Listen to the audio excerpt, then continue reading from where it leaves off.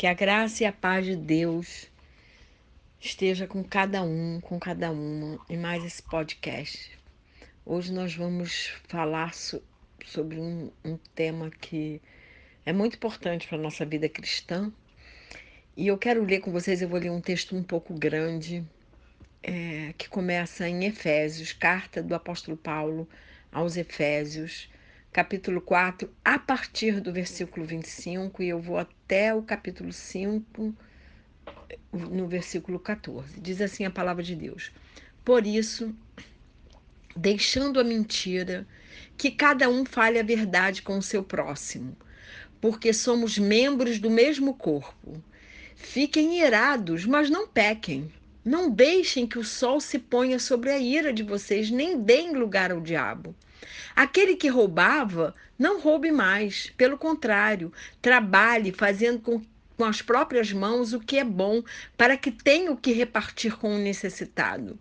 Não saia da boca de vocês nenhuma palavra suja, mas unicamente a que for boa para edificação, conforme a necessidade, e assim transmita graça aos que ouvem. E não entristeçam o Espírito Santo de Deus, no qual vocês foram selados para o dia da redenção.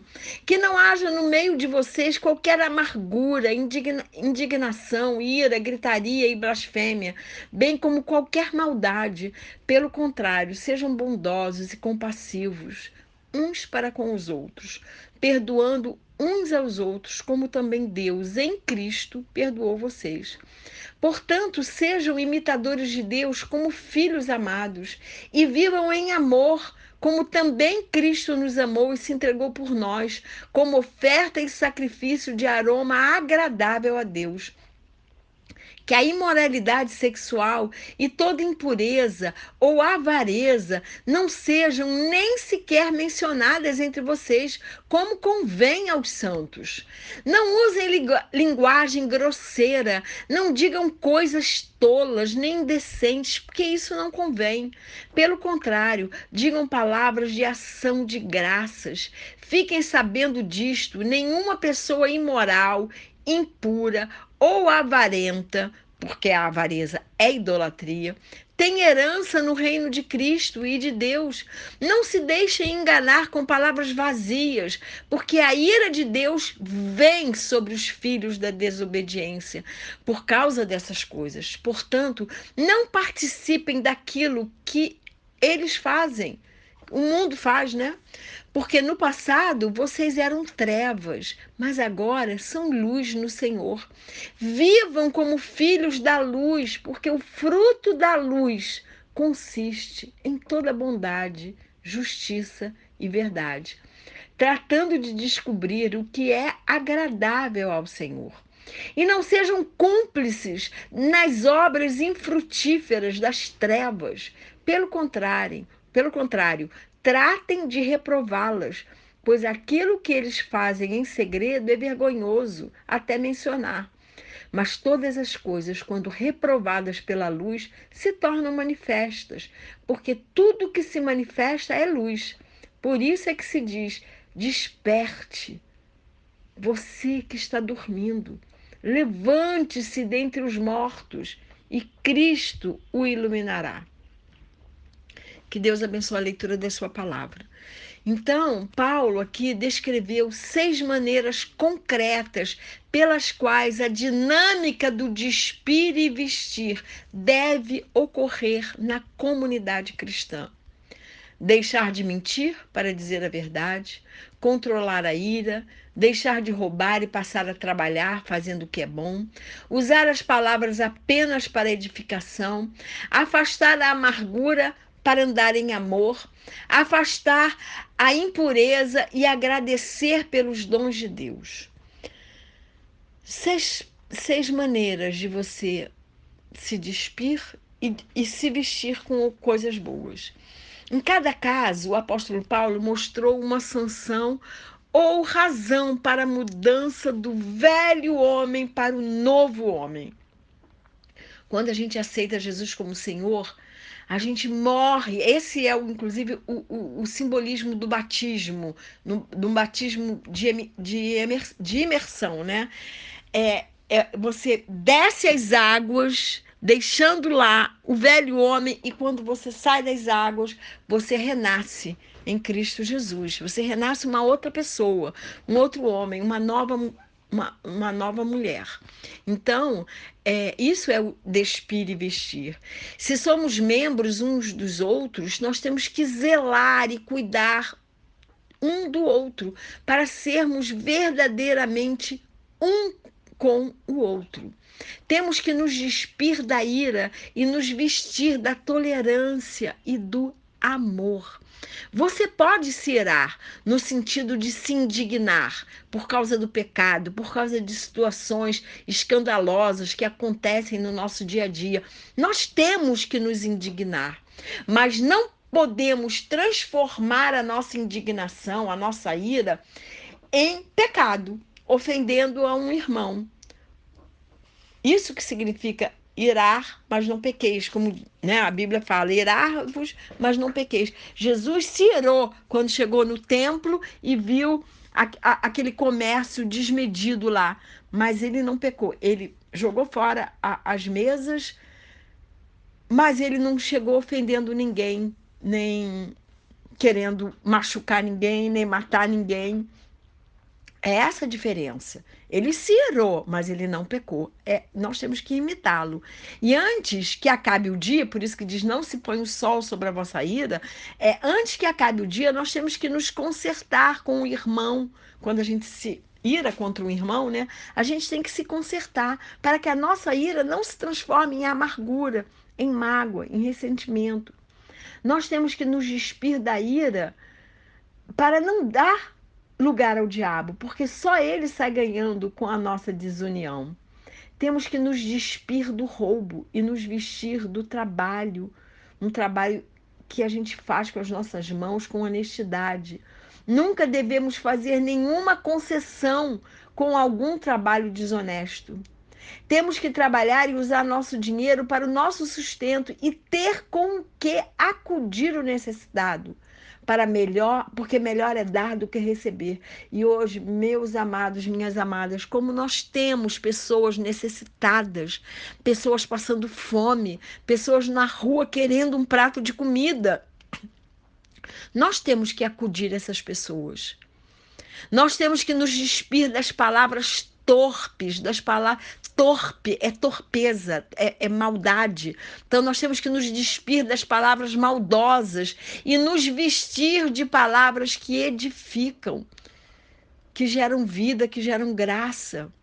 A Madre Teresa de Calcutá tem uma frase linda que diz assim, que toda vez que um cristão encontrar alguém, tem que deixar esse alguém melhor. Isto é ser bênção, isto é abençoar alguém. Se com nossas palavras deixamos alguém melhor, com certeza estaremos agradando a Deus. Nós não temos que ferir as pessoas com nossas palavras maldosas e ferinas. De nossa boca tem que escorrer mel e não fel. Se não for para edificar, não fale, não vale a pena. Peça ao Espírito Santo para ele capacitar a dominar esse pequeno órgão que é a língua, que pode ser capaz de destruir relacionamentos, para que você caminhe para o alvo, que é ser perfeito como nosso Deus é perfeito. Sabemos que somos pecadores, sabemos que nós nunca seremos perfeitos, porque o dia que a gente for perfeito, Deus nos leva para a glória. Mas nós temos que perseguir esse alvo, nós temos que sempre querer estar vivenciando a santidade de Deus, a perfeição de Deus. Nós não podemos. Tem gente que fala assim: Deus é que é perfeito, eu não sou mesmo, então deixa para lá. Não é assim que a gente tem que agir. A gente tem que buscar esse alvo, a gente tem que perseguir esse alvo, de ser santo como ele é santo, porque a Bíblia diz isso. Sede santos como nosso Deus é santo.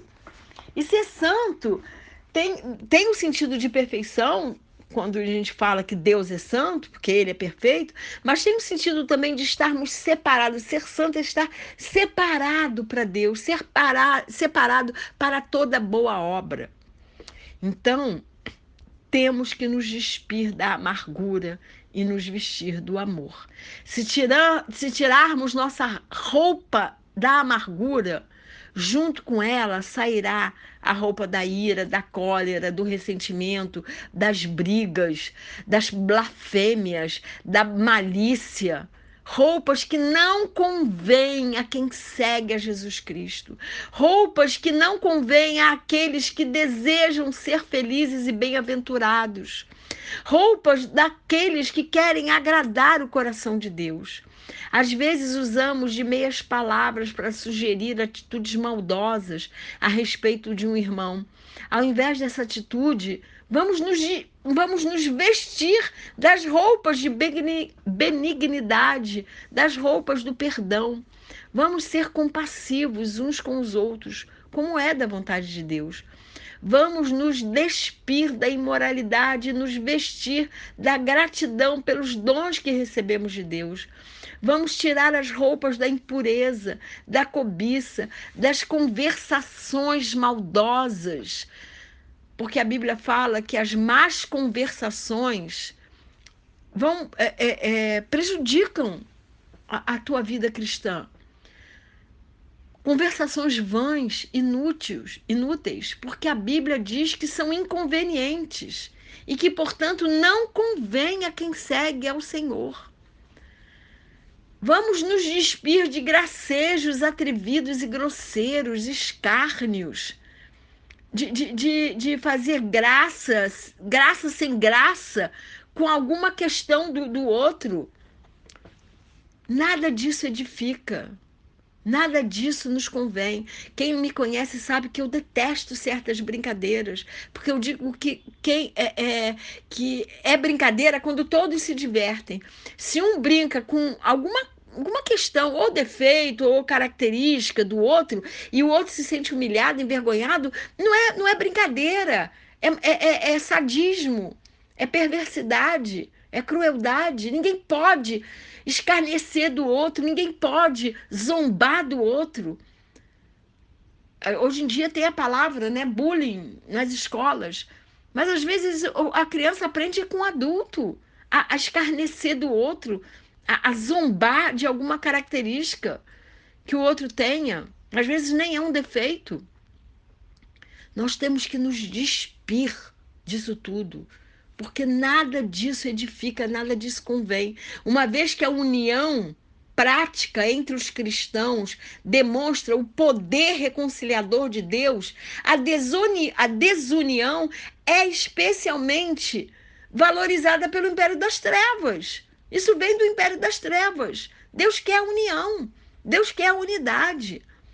Paulo adverte para não entristecermos o Espírito Santo com o uso destrutivo de nossas palavras torpes, de nossas palavras maldosas. Antes devemos transmitir graça a todos que nos ouvem.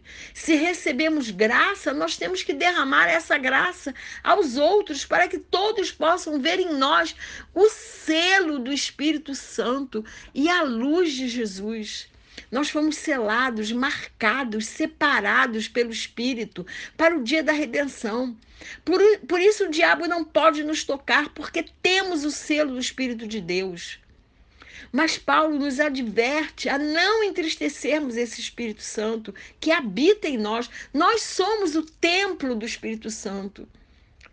E o Espírito nos dá um sinal claro da sua identidade como um ser pessoal, em vez de uma força, uma energia impessoal, como muitos acreditam. Não, o Espírito Santo é uma pessoa. E ele passa a habitar em nós quando a gente aceita Jesus como nosso único Senhor e Salvador. E Paulo nos exorta a concedermos uns aos outros o mesmo perdão e amor que Deus nos concedeu em Cristo. O princípio é o mesmo lá do Pentateuco. O Pentateuco são os 5 primeiros livros da Bíblia, que é a lei para os israelitas, que foram tirados da escravidão do Egito. que eles teriam que ter consideração especial pelos estrangeiros e pelos escravos. Esse princípio ético e redentor também se encontra no cerne do Novo Testamento. Lá em João 13,14 diz: assim como eu vos amei, amai-vos uns aos outros. Então a gente tem que amar o pobre, a gente tem que amar o necessitado, acudindo ele. A gente tem que... bom, escravo eu espero que ninguém conheça nenhum, né? Porque é até proibido por lei. Mas quando fala estrangeiro, é o refugiado. Não é o estrangeiro que vem aqui para o Rio de Janeiro e para o Pão de Açúcar. Não é esse estrangeiro. É o refugiado, é aquele que está fora da sua terra, por alguma necessidade. Nós temos que amar essas pessoas. E em Mateus 7,12, eu sempre repito isso nas minhas mensagens, porque eu amo esse versículo demais. Para mim é o texto áureo. E Deus meio que... Jesus termina o Sermão do Monte dizendo: aquilo que quiseres que o homem te faça, façais vós também. Esse versículo é maravilhoso porque nos ensina na prática o que devemos e o que não devemos fazer.